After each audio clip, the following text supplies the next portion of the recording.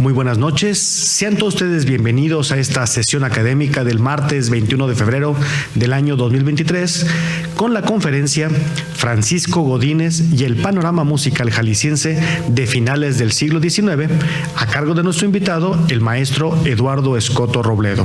Agradecemos a todas las personas que nos acompañan en formato presencial y a las personas que nos siguen a través de las redes sociales. Muchas gracias por acompañarnos. A continuación, solicito a la licenciada Carla Georgina Chávez Pech tenga bien llevar la conducción del orden del día de esta sesión académica. Gracias. Buenas noches. Dando seguimiento al orden del día, como primer punto se realizó la apertura de la sesión a cargo del licenciado Samuel Gómez Luna Cortés, presidente. En segundo punto, la presentación del presidium. Contamos con la presencia del maestro Eduardo Escoto Robles, invitado y conferencista. La de la voz, licenciada Carla Georgina Chávez Pech, secretaria general, y presidiendo esta sesión académica, el licenciado Samuel Gómez Luna Cortés. En el tercer punto, me permito presentarles a nuestro conferencista. El maestro Eduardo Escoto Robledo es maestro en etnomusicología por la Universidad de Guadalajara, donde actualmente es profesor del Departamento de Música del Centro Universitario Arte, Arquitectura y Diseño del Centro Universitario de Tonalá y del Centro Universitario de la Costa Sur. Es autor de los libros Aires de Guadalajara, Historia del órgano tubular en la capital de Jalisco, y El idea de una música genuina, la colección popular encargada a Clemente Aguirre. Ha participado en la publicación de varios libros colectivos y publicado diversos artículos académicos en revistas especializadas. Es miembro del Departamento de Estudios Históricos de la Arquidiócesis de Guadalajara, miembro fundador de la Asociación Francisco Godínez Morales AC, de la Asociación Cultural Domingo Lobato AC y del Grupo Crítica y Memoria. Ha impartido cursos y participado como ponente y conferencista en diferentes congresos y actividades académicas a nivel nacional e internacional, organizadas con instituciones como el Centro de Investigación, Documentación e Información Musical Carlos Chávez, el Instituto Nacional de Antropología e Historia, la Universidad de Guadalajara, la Fundación Universidad de Guadalajara en Los Ángeles, la Universidad Autónoma Metropolitana, el Museo de la Ciudad de Guadalajara, la Secretaría de Cultura del Estado de Guanajuato, el Ayuntamiento de Guadalajara y las asociaciones de las que forma parte. Ha sido becario de los programas de estímulo a la creación del FONCA en 2 ocasiones, PECTA y SECA. Ha colaborado en prensa y radio, además de ser organizador de diferentes actividades en el ámbito de la difusión artística y cultural, así como del patrimonio musical. En este momento cedo el uso de la voz a nuestro conferencista para su intervención. Por favor, maestro. Muchas gracias, muy buenas noches. Me siento muy honrado de estar esta noche en esta jornada académica. Quiero agradecer a la Benemérita Sociedad de Geografía Estadística y en particular a su presidente y a la doctora Jessica Marchelli por la invitación tan amable y que me honra sobremanera.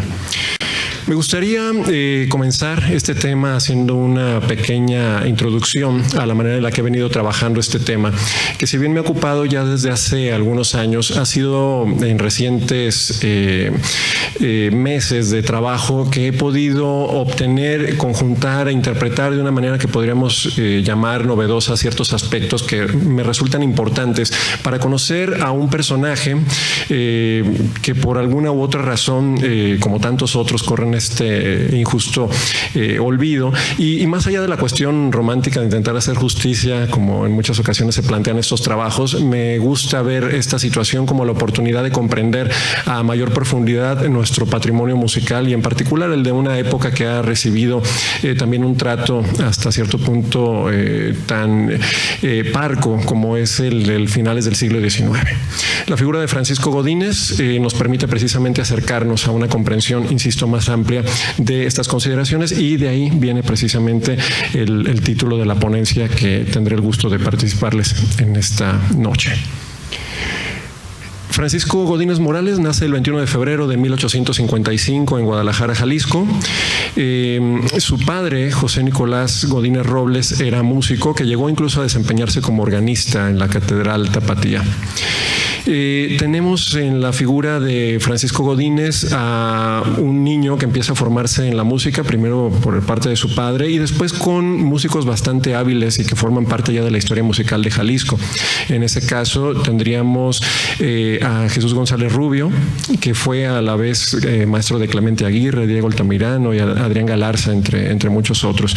Estudió también con Abel Loreto, que es un personaje muy interesante. Venía de Morelia y era pianista, organista y compositor, dedicado completamente a la música sacra. Él había llegado a Guadalajara en 1849 y había abierto una academia de enseñanza musical en el año de 1856. Así que de González Rubio, de Loreto y de su propio padre recibe una inducción al entorno del órgano eclesiástico y con apenas 20 años de edad, en 1875, es que obtuvo el puesto de segundo organista de la Catedral Tapatía.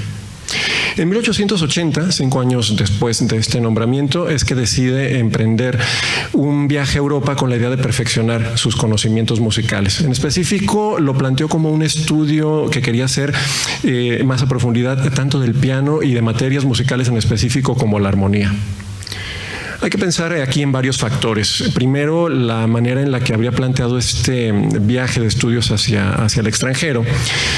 Tiene que ver con que realmente en Guadalajara no había una sistematización de la enseñanza musical en ese momento, a no ser que fuera por las clases privadas o la instrucción musical que se ofrecía de cierta forma sistematizada en establecimientos o liceos como la Escuela de Artes y Oficios, el Colegio de Niñas de San Diego o la Escuela de la Sociedad Las Clases Productoras. Pero claro que la enseñanza que se daba ahí atendía a los intereses propios de los planes de estudios que había en cada uno de estos institutos.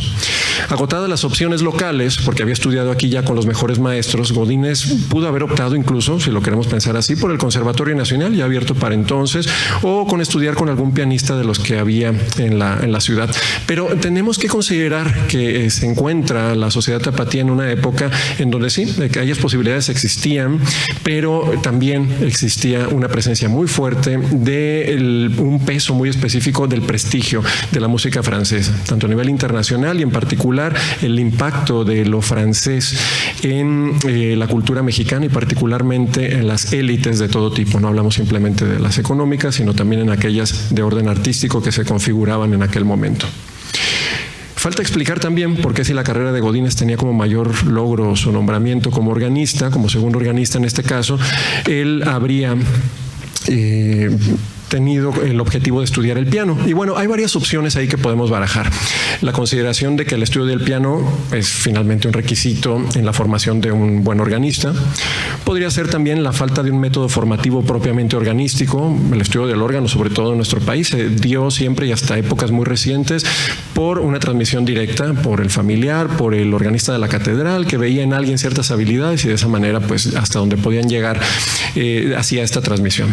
Podía ser porque las características de los órganos que existían entonces en Guadalajara y en particular en la Catedral Tapatía, pues pertenecían a la escuela barroca ibérica, que ya veía en ese entonces casi 100 años de haber pasado su periodo de mayor esplendor y tenían grandes limitaciones para los nuevos repertorios que estaban llegando desde Europa, y eso quizá pudiera ser una especie de desestímulo o desazón para Godínez. Además, otro aspecto que podríamos considerar es que los límites que aquellos órganos impondrían en Godínez para las ejecuciones contemporáneas le habrían quizá permitido pensar en que el camino que le resultaría más eficaz sería el del estudio del piano y quizá en algún momento lograr algún tipo de aprovechamiento que pudiese venir de esos primeros estudios. No hay que perder de vista, por otro lado, que el planteamiento es una cosa, pero llevarla a la práctica es una cuestión muy compleja. La inversión económica que esto representaba era bastante alta y es por eso que tanto Godínez como Diego Altamirano, otro músico al servicio de la Catedral Tapatía, hacen una petición en ese año de 1880 para que se les dé una licencia ante el Cabildo de 1 año en sus funciones como músicos para ir a Europa, cito textualmente, a perfeccionarse en su arte, dejando sustitutos en sus respectivos oficios y que se les conceda durante ese tiempo una subvención mensual de 70 pesos. En respuesta, recibieron la licencia por todo el año, pero no se les dio el estímulo económico que pretendían para poder subsistir en Francia. Esto hizo que Altamirano desistiera e hizo que Godínez tuviera que buscar por sus propios medios los medios económicos para realizar aquel viaje, y efectivamente parte a Francia por primera vez en 1880. Aquí hay que hacer una especie de paréntesis y pensar en un aspecto que debe de llamarnos la atención y que está inmerso en todo esto. Podríamos llamarlo lo francés como aspiración en la sociedad tapatía. Sabemos que en el Porfiriato hubo una influencia enorme, sobre todo a nivel general de tipo europeo en la sociedad mexicana, pero particularmente de la cultura francesa. Lo interesante es que la influencia europea se manifestaba desde la alta cultura, las élites, hasta la cotidianidad, donde se hacía presente, como dicen algunos autores, en las pequeñas cosas: modas, espacios domésticos, mobiliario o artículos de lujo, que resultaban en nuevas formas de sensibilidad o sociabilidad que alcanzaban a un amplio abanico de la población. Así, la presencia francesa era asociada en el imaginario mexicano con la buena gastronomía, los avances en la medicina o los desarrollos estéticos presentes en la arquitectura, la elegancia en el vestir, el buen gusto e incluso el lujo. En el ámbito artístico, la presencia francesa se dio más que nada en las prácticas privadas, a diferencia de las influencias, por ejemplo, italianas que se manifestaban en la ópera. Lo francés se manifestaba en las reflexiones estético-académicas, en la música de salón, y ahí tenemos círculos especializados, por ejemplo, en la Ciudad de México. Los franceses, que se llamaban, encontraban la oportunidad de renovar y desarrollar un lenguaje de la vida musical que creían que en México se hallaba estancado.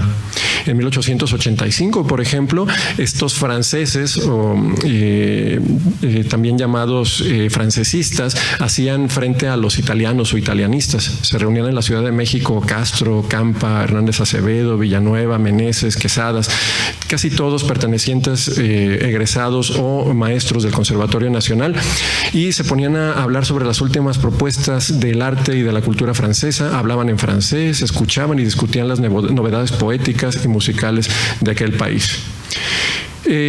Por su parte, este afrancesamiento se veía en la ciudad de Guadalajara, sobre todo en el plano de lo arquitectónico. Los órganos que teníamos aquí correspondían a la escuela ibérica, a la escuela barroca, hispánica, y esto se oponía absolutamente a esa estética que se estaba proponiendo, como ya lo hemos visto para el caso de lo francés. Pensemos en los espacios públicos incluso. El afrancesamiento arquitectónico era patente en proyectos urbanísticos que seguían la idea de modernización. La Plaza de Armas pasó de ser ese lugar abierto a la usanza española, en la que destacaba la fuente, para convertirse más bien en un espacio a la francesa, con un kiosco traído precisamente de aquel país. O bien se creó al oeste de la ciudad la primera colonia, entendida como barrio moderno y elegante, de inspiración europea, que fue llamado, por supuesto, la colonia francesa.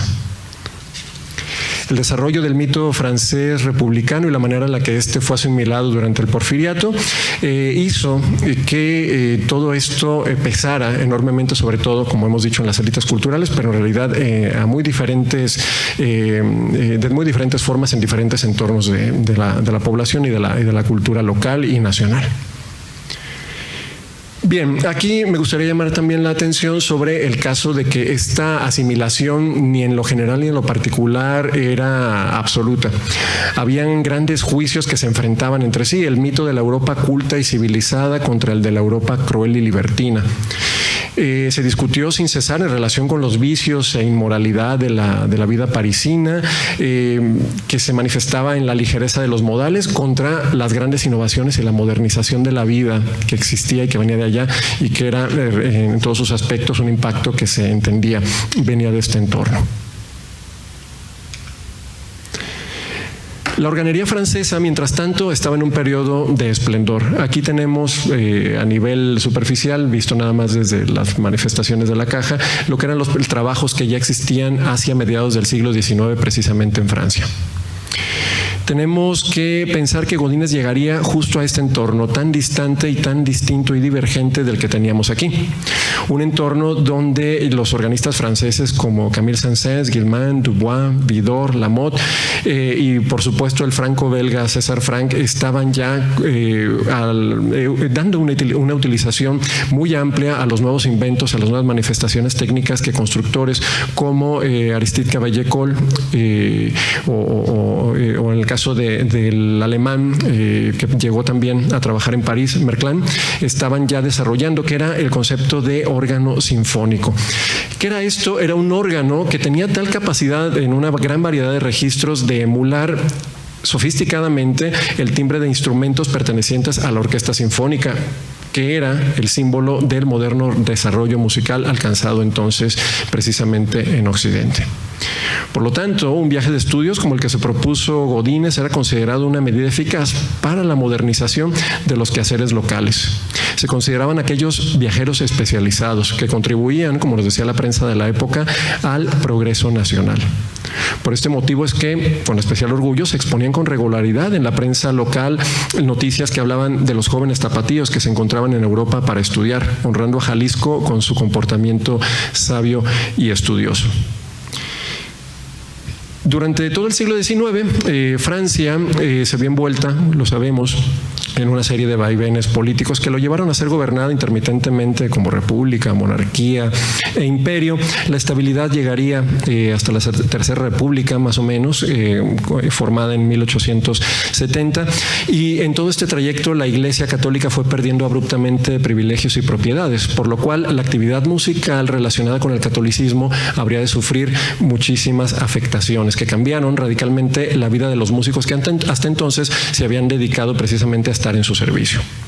Pero de este contexto nace una manifestación muy particular, la secularización de la actividad organística, que se reflejará en repertorios, en capacidades expresivas de los propios constructores realizaron para los órganos con muy diferentes fines que ya no eran exclusivamente los litúrgicos, y lo más importante, la presencia del órgano en espacios no estrictamente sacros. Hablábamos de constructores de gran esplendor como Aristide Cavaillé-Coll, como Joseph Merklin, había otros como Jean-Baptiste Stoll también, y todos ellos permitieron que el órgano contara para ese entonces con una gran amplitud y variedad tímbrica y un numeroso entorno de propiedades expresivas. Así empezaron a trabajar los compositores, guiados por nuevas posibilidades ofrecidas por Cavaillé-Coll sobre todo. Este panorama empieza también a tener grandes intérpretes que nacieron en Francia o que venían de la cercana Bélgica, con la que en la actividad musical y de otra índole hubo siempre una gran relación. Caso concreto el de Lemmens, que destacaba por su cualidad y calidad interpretativa, y tendríamos allí que forma a grandes organistas como Guilmant, como Vidor, como Guigut, como Louis Vierne y como Tournemire. Posteriormente ellos hicieron lo mismo con otras grandes figuras como Marcel Dupré, y así podríamos ir extendiendo esa afiliación, esa línea de transmisión hasta entrado el siglo XX. Las escuelas en las que se trabajaba la música sacra y la música organística de manera concreta existieron y tuvieron un gran peso, más allá de la actividad que ya tenía el Conservatorio de París. La escuela Niedermeyer, por ejemplo, que es importante, la escuela de Guigut, y en todas ellas tenemos a grandes nombres relacionados. Charles-Marie Vidor, el mismo Dubois, Alcan, y todos ellos trabajaban sobre las obras de Palestrina, de Johann Sebastian Bach.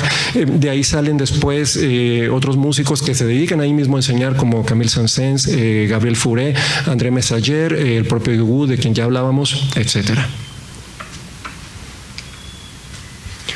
Aquí tenemos otro trabajo de Cavaillé-Coll y tenemos ahí una fotografía precisamente de este organero.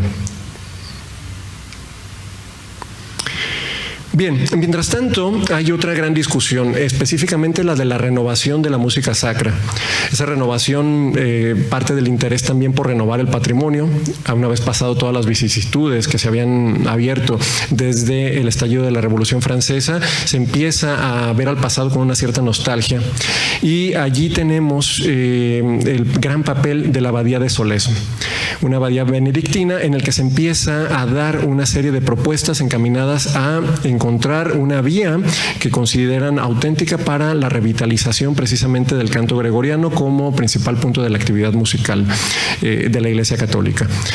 Es interesante esto porque entre todos los enfrentamientos que había en muy diferentes niveles entre Francia y Alemania, aquí se va a abrir otro frente que va a enconar precisamente a estas dos naciones, ya que los benedictinos de Solesmes tendrán, como lo veremos brevemente, una oposición a las propuestas que en ese mismo momento se empezarán a hacer en Regensburg, en Ratisbona, en Alemania. Hay, por lo tanto, tendencias nacionalistas, tendencias religiosas y de todo tipo que se van a dirimir de esta manera. Las ideas renovadoras en Francia venían del interés de reconstruir un pasado idealizado que se estimaba perdido.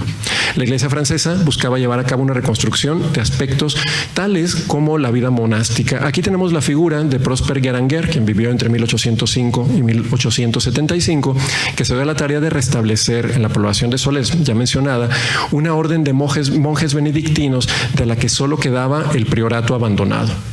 La había conocido de niño y el restablecer allí la vida monástica le lleva a darse cuenta de que esa vida no estaba integrada solo por los bienes materiales, hablando de edificios y libros, sino por las prácticas que definían el hábito, entre ellos la práctica musical y en particular el canto, cuya ejecución repetida marcaba para los benedictinos las horas, dando forma al día monástico.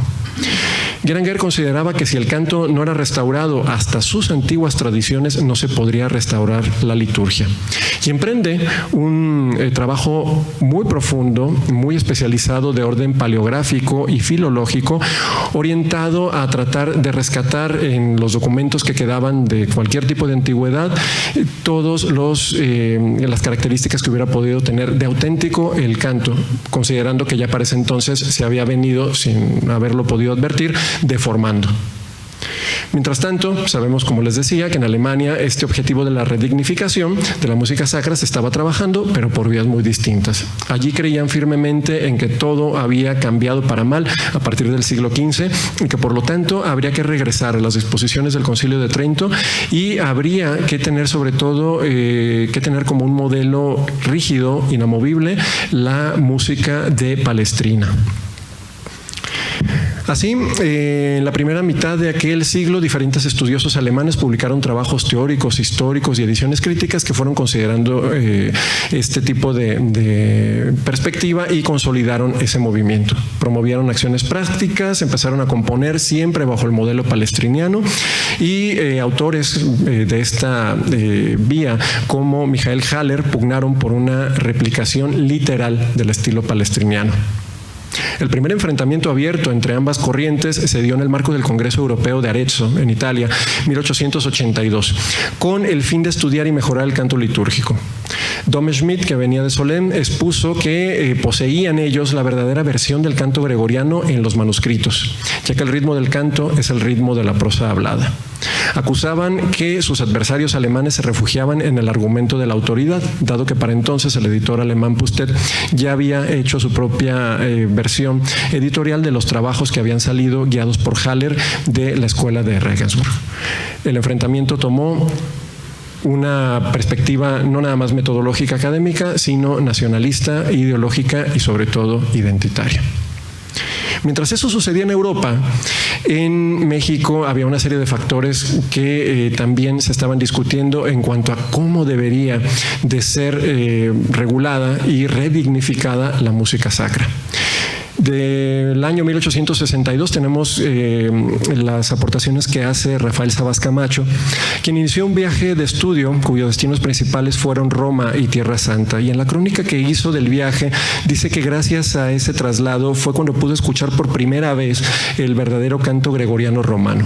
Es interesante que nos diga que lo escuchó por primera vez porque él se venía dedicando con especial afán en México, en particular en Guadalajara, al estudio de esta manifestación, y consideró cuando escuchó aquellas versiones que solo en Roma, en Jerusalén y en Estados Unidos, tanto en Francia como en Alemania, en Inglaterra y en Irlanda, escuché lo que me hizo exclamar: he aquí el verdadero canto de la Iglesia. Hizo, por lo tanto, suya una preocupación y en el Seminario de Guadalajara instauró la cátedra de canto gregoriano, y de esa manera, por su gestión, el obispo Pedro Loza instauró la enseñanza del canto gregoriano en su seminario bajo el mismo principio y ejemplo que se siguió después en las diócesis de Morelia, León, Zacatecas, Sonora, Colima y Querétaro. En todas ellas se adoptaron los libros, por cierto, de la edición oficial de Ratisbona.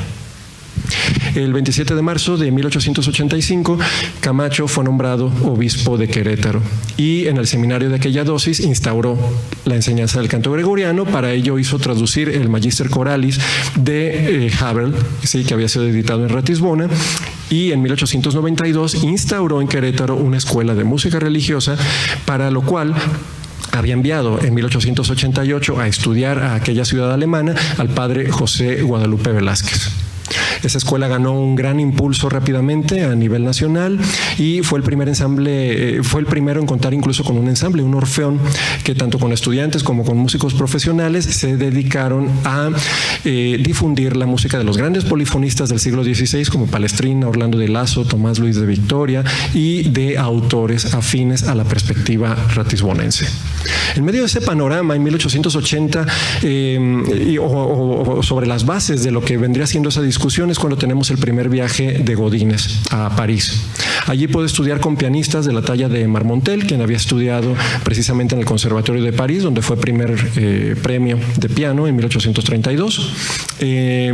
Fue maestro, este pianista Marmontel, que fue maestro de Godínez, había sido antes maestro de Georges Bizet, de Théodore Dubois, para que entendamos más o menos la talla de los músicos con los que estaba trabajando, y fue el propio Marmontel maestro en sus primeros años de Claude Debussy. Marmontel llegó a ser incluso considerado en vida como, citó a Dubois, el padre de nuestra actual generación de pianistas. Bueno, él fue el profesor de piano de Godínez en París. Otros con los que estudió fue los pianistas españoles Florencio Torrent y Blanchard, también profesores de piano que se encontraban en ese momento en París. Y por lo demás, pues bueno, además del estudio práctico que emprendió Godínez, pudo conocer los instrumentos y los ejecutantes que formaban parte del medio organístico que entonces vivía, como hemos dicho, un gran periodo de esplendor. Las crónicas nos dicen que uno de los efectos más claros que tuvo aquel viaje fue el descubrimiento y posterior adhesión al mundo de la organería francesa. Alfredo Carrasco, Santos Coy y Manuel Caballero ofrecen relatos coincidentes en este sentido, afirmando que a su regreso tuvo como gran objetivo el que el Cabildo Metropolitano se volcara a poder realizar la compra de un instrumento perteneciente a aquella escuela, dado que, lo dicen los autores, habría soñado con ese nuevo órgano para la catedral, y específicamente muchos autores citan el relato de que habría surgido ese deseo cuando escuchó el órgano de la Madeleine, donde precisamente Théodore Dubois era en ese momento el titular. Esta es la abadía de Solesmes, en Francia. Estos son algunos de los personajes que he nombrado, que pertenecían a la corriente ratisbonense. Witt, Haberl y Michael Haller fueron los más destacados. Esta es una vista de la escuela de la ciudad de Regensburg, de Ratisbona. Tenemos ahí a Pustet y tenemos una imagen de la edición Pustet de la que hablaba, sí, que había sido autorizada por el Vaticano y a la cual precisamente se estaban enfrentando desde Solesmes. Aquí tenemos una imagen de Rafael Sabas Camacho, a quien ya mencionamos. Y el padre José Guadalupe Velázquez, que, como ya dijimos, fue el fundador y primer director de la Escuela de Música de Querétaro, que funcionó precisamente bajo los preceptos ratisbonenses. Este es el órgano de la Madeleine en la ciudad de París, en el cual, como hemos dicho, era titular precisamente Théodore Dubois. A partir del contacto que tuvo con este órgano es que, como decíamos, se puso a trabajar para que fuera conocido este tipo de sonoridades. Y es interesante notar los relatos, se suma a toda esta presencia de lo francés el discurso antihispánico, de manera que tuvo muchísimo apoyo de intelectuales, de periodistas de su época, que hablaban de que se deberían reponer los antiguos instrumentos, de que se deberían dejar de lado los órganos prehistóricos, asmáticos, perforados por insectos. Y cuando nosotros vemos estos relatos es interesante porque es más o menos el mismo tipo de discurso que se utilizó para hablar de por qué debería de ser retirado, por ejemplo, el coro central o los altares barrocos de la Catedral Tapatía.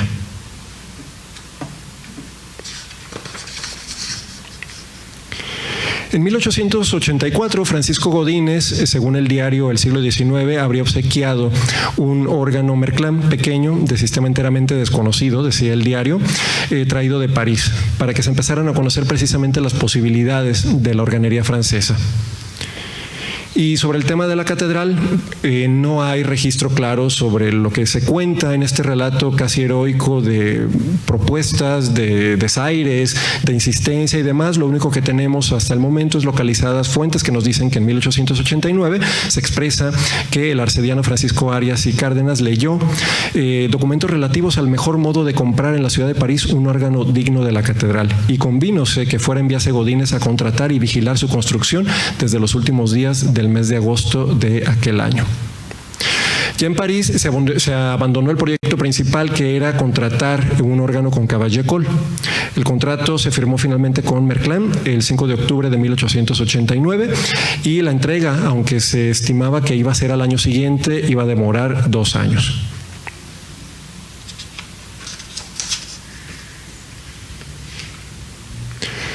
Godínez, aunque hubiera en aquel primer viaje de 1880 carecido de ejemplos de organería que no fueran los del entorno barroco ibérico, es cierto que tendría alguna idea, y eso también hay que tenerlo en consideración, de lo que sería esa expresividad y esas características tímbricas de los instrumentos franceses, por lo menos a través de los armonios que sabemos que ya existían en ese momento y que incluso, por lo que se ha visto en los registros y catálogos de casas comerciales de la propia ciudad de Guadalajara, eran mercancía de uso que se vendían de manera constante. Incluso, antes de partir, había hecho un encargo a Cavaillé-Coll de un muy pequeño órgano para el santuario de Guadalupe. Ya no alcanzó a verlo antes de partir porque entre las demoras, aduana y demás, el órgano llegó en octubre, justo un par de semanas después de que él ya había partido, y se estrenó en el mes de diciembre, cuando él ya estaba plenamente instalado en París.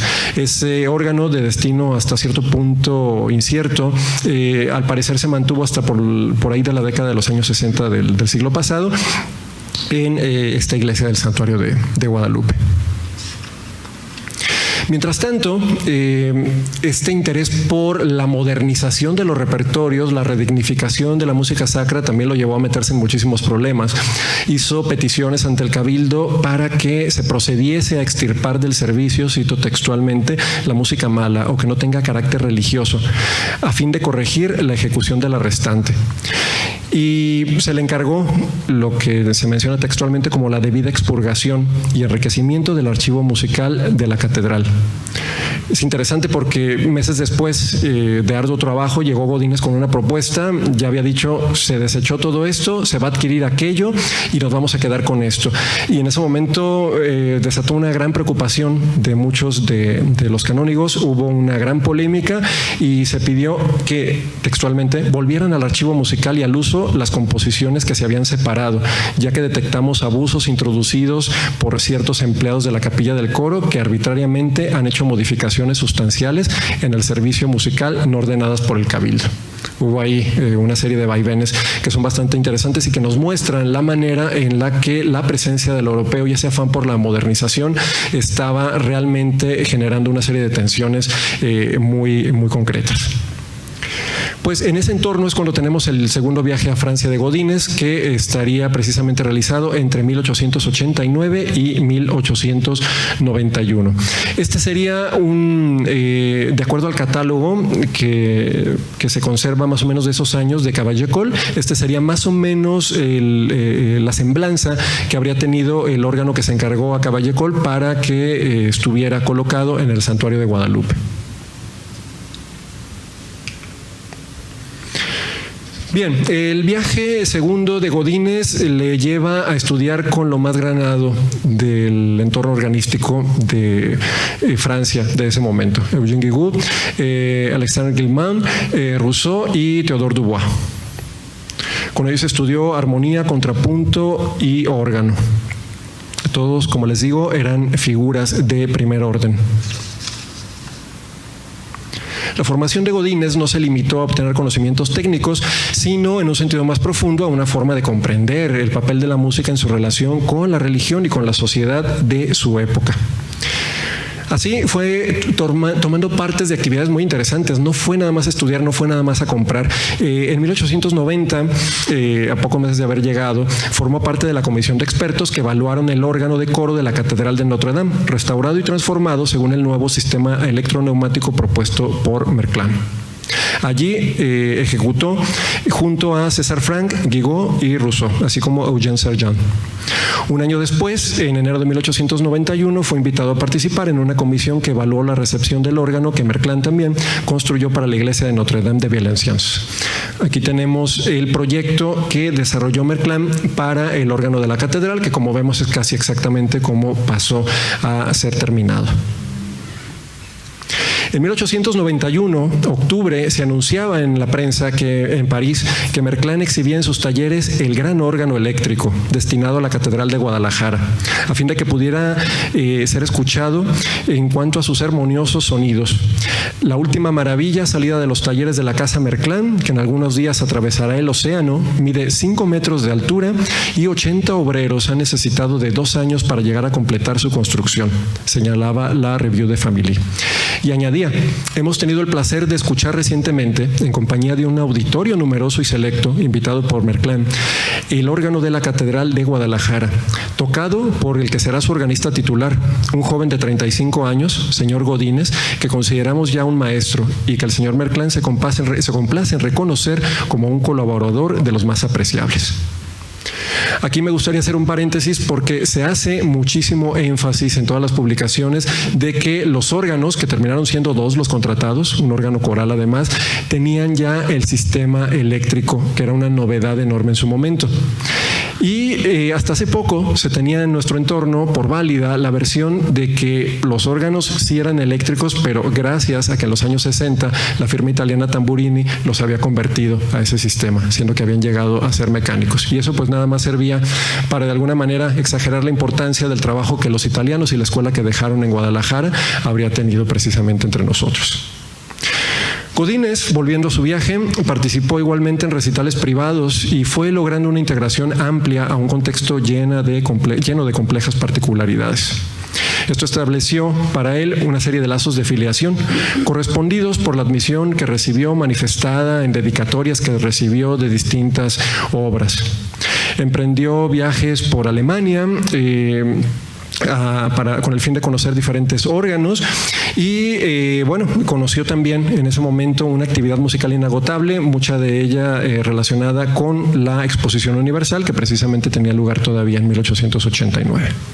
Este es el órgano de coro de la Catedral de Notre Dame de París.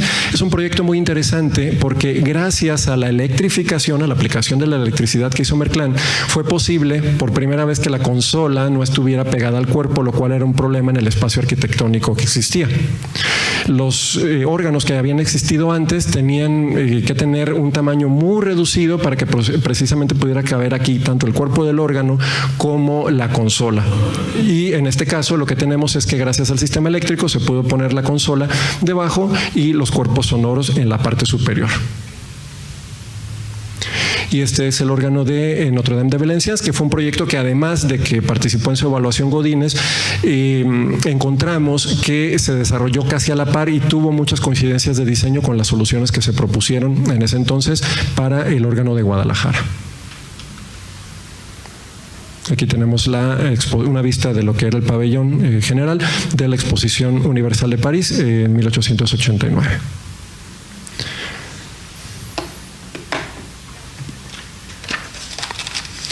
No obstante, Godínez estaba, diríamos, ya sufriendo un desgaste en su presencia en Francia.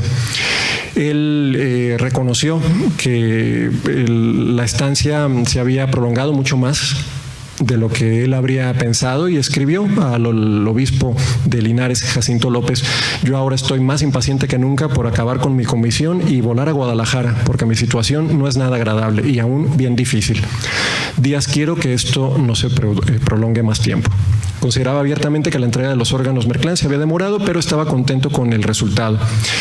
Se aprobó al final la entrega y la prensa de la época parisina también decía que era de reconocerse la implementación del sistema eléctrico. Felicitaba al joven artista Godínez porque no ha temido adoptar la electricidad. Y hablaba de que los 2 órganos que venían para Guadalajara servirían precisamente para que se hablara en México de la excelencia de la factura francesa. Aquí me gustaría hacer una interpretación de los hechos que les he planteado.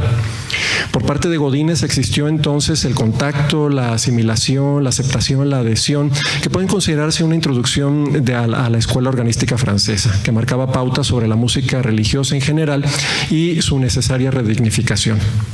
La integración de Godínez al círculo organístico francés se puede definir como una especie de asociación, pero en un estricto sentido podríamos hablar de que hay un proceso de aculturación. A través de los encuentros que vivió, que lo indujeron a conocer a los individuos que representaban por sí mismos una serie de rasgos culturales pertenecientes a un marco cultural, él habría hecho algo más que una mera asimilación y réplica. Habría despertado en él un proceso de aculturación.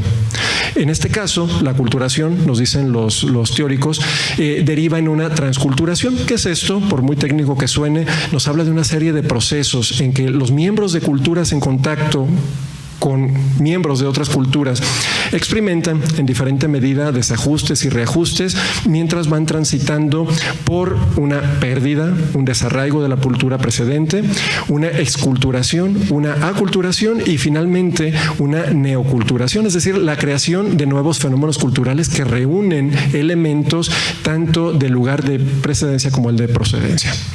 Desde 1892 a su regreso y hasta su prematura muerte 10 años después, Francisco Godínez va a estar emprendiendo una serie de proyectos que traerían al país los procesos necesarios para que se comprendiera, asentara y funcionara como lo pretendía la corriente musical a la que él se afilió. Su primera preocupación, no obstante, era que se completara el ensamble de los órganos, una labor que, por recomendación de Merclán, estuvo dirigida por uno de sus empleados. Se tuvo que trabajar día y noche en el órgano mayor para que fuera inaugurado finalmente el 18 de enero de 1893.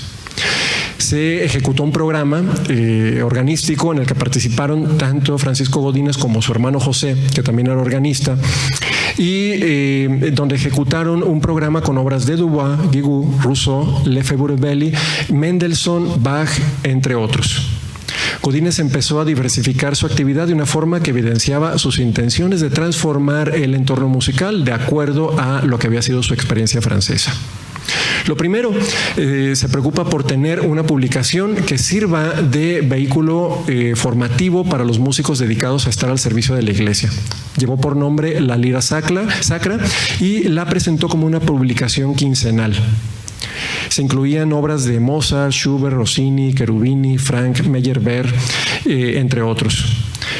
Es curioso porque a pesar de que se tiene una idea en cuanto a los registros de que tuvo una vida muy corta esta publicación, en el año de 1893, cuando apareció el libro Guadalajara, la Florencia mexicana de Eduardo Gibbon, habla de que le llama la atención de que en las iglesias tapatías no se tocan en las fiestas o funciones religiosas piezas profanas. Y se pone a investigar sin que nadie le dé alguna explicación clara, hasta que dice que visitando el Salto de Juanacatlán se encontró casualmente y sin haberlo previsto con un organista que, aunque no reconoce por su nombre, le dice que todo esto tiene precisamente como explicación la manera en la que los músicos al servicio de la iglesia se han organizado, y dice, sacó de entre sus ropas un ejemplar de una publicación titulada La Lira Sacra, que me explicó lleva por objeto la propagación y el conocimiento de la música religiosa y que fue iniciada por inteligentes profesores jaliscienses. Esta propuesta editorial toma el modelo de grandes propuestas muy profusas que se daban en Francia en ese siglo XIX, que habría conocido Godines, como La Matrice, Le Menestrel, la revista de la música religiosa popular y clásica o la revista de música sacra, antigua y moderna. Se dedicó también a promocionar la organería moderna y sabía que no iba a llegar muy lejos si, como ya lo había hecho, había convencido al obispo de Linares de traer un órgano Merclán, por ejemplo, o había convencido, como ya lo mencioné hace un momento, al párroco del santuario de Guadalupe de adquirir un órgano Cavaillé-Coll. Así es que, sin que estuviera realmente en sus planes, se dio a una tarea impensada por él años antes, ponerse a construir órganos él mismo. Ante las dificultades prácticas que había precisamente para que esto se llevara a cabo, él en 1895 toma unos terrenos que había heredado de su primera esposa, construye lo que sería la fábrica y se dedica a anunciar que allí se albergarían los talleres de una fábrica de órganos y restauración de pianos, a la que acompañaría de una sala de conciertos. Esa idea del taller salón se encuentra ya en los casos de Cavaillé-Coll y de Merclán, que obviamente él conoció. Y Godínez afirmaba que podría estar en capacidad de construir instrumentos de gran tamaño, de estilo moderno y a la altura de los de fabricación europea para que estuvieran pronto presentes en todos los templos de la República. Los órganos de esta fábrica tenían prospectos fónicos orientados hacia la función litúrgica y de todas maneras se planteó fabricar modelos que pudieran tener capacidades de cierta forma concertísticas para que sus voces sonoras y dulces poco conocidas entre nosotras puedan rápidamente manifestarse. Y párrocos como el presbítero Tomás Guardado de Santa Teresa, que adquirió uno de estos órganos de su fábrica, decía que estaba encantado porque estábamos acostumbrados a los antiguos y monótonos organillos con sus flautas y trompetas más o menos chillonas. Vemos que es el juicio que prevalece sobre la organería barroca ibérica. Hasta 1902, en ese periodo de 7 años, salieron de aquella fábrica 26 órganos a distintas ciudades del país y otros 9 se estaban construyendo en sus talleres. Parecen cifras halagadoras para tratarse de un lapso corto, pero en la práctica la situación económica de la fábrica siempre fue apremiante. ¿Por qué? Porque se antepuso por parte de Godínez diríamos, la difusión a la rentabilidad. Son numerosos los registros de descuentos extraordinarios, muestras gratis, compromisos de entrega premiantes, ampliación de los proyectos con cargo a la fábrica, con tal de que precisamente estuviesen los órganos siendo entregados. Aquí tenemos ya el órgano de catedral en la ubicación que se encuentra desde 1893. Y esta es una imagen de la fábrica de Godínez. Lo que tenemos aquí es lo que sería la actual avenida Enrique Díaz de León y esta es la calle de Madero. Estaremos parados nosotros en la esquina del expiatorio si estuviéramos tomando esta fotografía. Queda únicamente en pie esta parte del local y todo esto fue pues arrasado ya posteriormente. Bien, como les mencionaba, se dedicó a la instauración de lo que sería el Salón Bach, una combinación de taller y sala de conciertos. Lo inauguró en 1898 en un magno evento con un programa para órgano, piano y voz en el que se incluyeron obras de Bach, Guilmont y Rousseau. Tenemos que la entrada al salón era precisamente por aquí y se encontraría en esta parte de acá. Este era el órgano que se encontraba al interior de la sala de conciertos y esta es la tarima, ¿sí? Que servía de escenario. Había por acá un piano, hay algunas fotografías que últimamente se han podido estar recuperando y nos dan una idea de las dimensiones. El adorno con este decorado, falso mármol, es muy interesante la altura, que era algo que le preocupaba para que la acústica precisamente tuviera un buen efecto. Aquí tenemos otra fotografía. Le preocupaba el repertorio musical, de nada servían los órganos, los organistas y demás si no había un buen repertorio, así es que se asoció con el comerciante y editor Enrique Munguía para inaugurar un repertorio musical, una tienda donde se distribuyeran partituras y él puso una parte económica, pero desde luego solicitó que él era el que debía de encargarse de seleccionar las obras a comprar. Y entonces trajo desde Europa cosas de Bach, Mozart, Haydn, Beethoven, Beethoven, von Weber, Schubert, Chopin, Schumann, Franck, entre otros, así como métodos. Y todo esto iba a derivar en un proyecto que le llevó varios años también de conformación, que sería la Escuela de Música Religiosa. Si nosotros vemos aquí, Escuela Guadalupana de Música Religiosa, dice aquí. Iba a funcionar con internado, era prácticamente una copia calcada de la Escuela Niedermeyer, enriquecida con algunos elementos de la Escuela de Guigou. Y con esto buscaba garantizar ese proceso de culturación del que estábamos hablando, de manera que los talentos emergentes recibieran también una afiliación de toda esta escuela francesa. Aquí llegamos a un punto donde se dio un enfrentamiento abierto y claro. ¿En qué sentido? En el de que ya había una escuela que estaba en Querétaro y que empleaba precisamente la perspectiva opuesta, que era la de Ratisbona. De manera que tuvimos en México una réplica de ese conflicto europeo de la renovación de la música sacra. Allá fue Solms contra Ratisbona, Francia, Alemania. Aquí fue Guadalajara, representando los intereses y la afiliación de Solms, con Querétaro, que estaba completamente ligada a la versión alemana.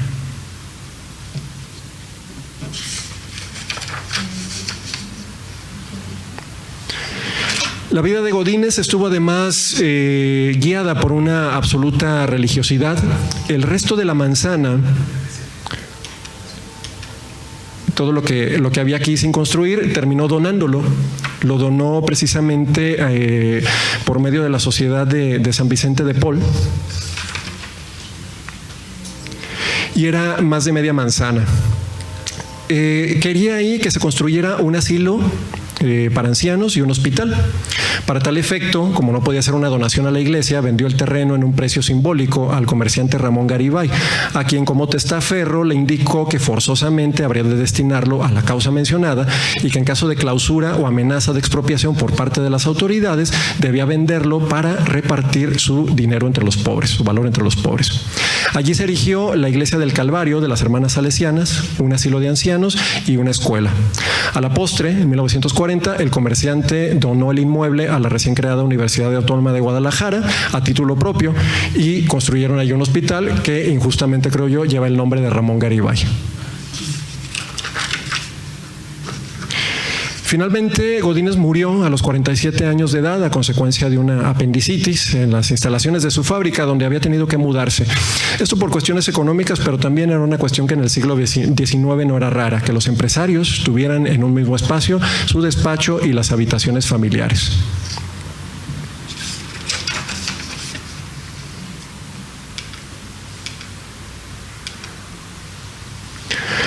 Esta fotografía me resulta muy reveladora, es de la escuela Guigou en París, de la escuela de Guilmont, y allí tenemos el órgano, ¿sí? Ahí tenemos al maestro Alexandre Guilmont y tenemos a Francisco Godínez. De esta fotografía he podido localizar dos copias, una en el archivo de la familia Godínez, que es esta, semidestruida, y otra en la Biblioteca Nacional de Francia.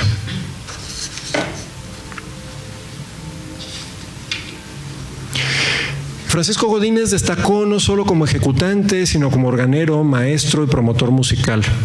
Entender su papel como el de un mero promotor de la música francesa, no obstante, es una explicación muy parcial que buscaría una causa clara para un evento que es el de su vida, que es bastante complicado.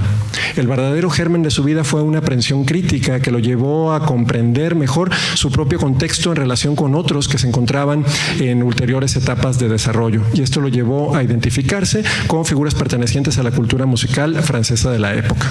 Con sus viajes a Europa, Godínez logró integrarse a un círculo organístico, al más destacado de su tiempo, obteniendo primero un provecho formativo y posteriormente una afiliación a un determinado entorno, que quiso después trasladar a su entorno de origen. El organista tapatío, no obstante, siempre marcó límites precisos de acuerdo a sus inclinaciones para este traslado de intereses y requiere, por lo tanto, la comprensión de sus actos una complejidad analítica más vasta. La magnitud de sus proyectos emprendidos, no obstante, eran tales que su figura tenía que estar presente, de manera que a su muerte todo el impulso desapareció, no había logrado concluir, estaban en diferentes etapas de conclusión, y esto explica por qué, a pesar de su relevancia, el organista rápidamente fue siendo olvidado, pues al morir el proceso transcultural no se había completado, los vínculos transculturales no eran suficientemente sólidos, las resistencias no se habían vencido y los resultados no habían dado pie al convencimiento y por lo tanto a una neoculturación. En suma, no existían todavía avances que lo hicieran autónomo. El asunto de la música religiosa prontamente pasaría a ser una cuestión de segundo orden para la Iglesia mexicana por las vicisitudes de orden político que se fueron dando a lo largo del siglo XX. La relación establecida por Godínez con la escuela francesa fue claramente definida por su interés en encontrar una solución al problema de la práctica de la música religiosa en México, y como espero haberles compartido, tenemos aquí a una figura fundamental para entender nuestro patrimonio musical, y no solamente jalisciense y regional, sino aún el de México. Muchas gracias.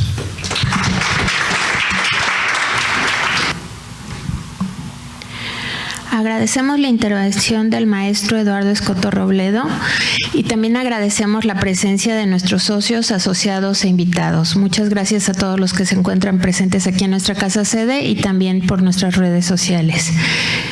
Cedo el uso de la voz a nuestro presidente para que haga la entrega del reconocimiento. Muchas gracias. Parte de los objetivos de esta benemérita sociedad no solamente es el rescate histórico de personajes que construyen nuestra sociedad, sino la difusión del conocimiento de una forma tan amena y sobre todo tan docta como acabamos de ser testigos.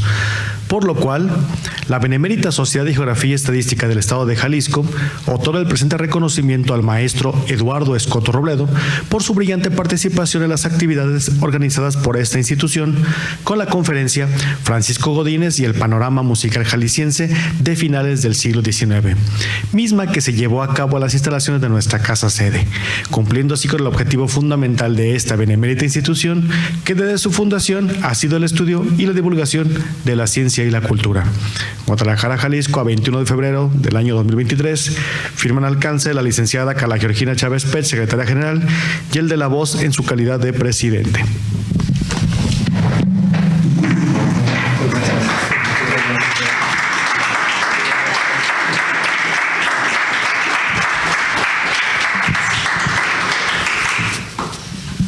En los avisos, el martes 28 de febrero a las 20 horas tendremos la presentación del libro Nomás nos echamos otra, Crónicas e Historias de las Cantinas de Guadalajara de 1830 al 2020, presentado por nuestro expresidente honorario vitalicio, el doctor Juan Miguel Toscano García de Quevedo, y nuestro invitado, Humberto Muñoz Ceja.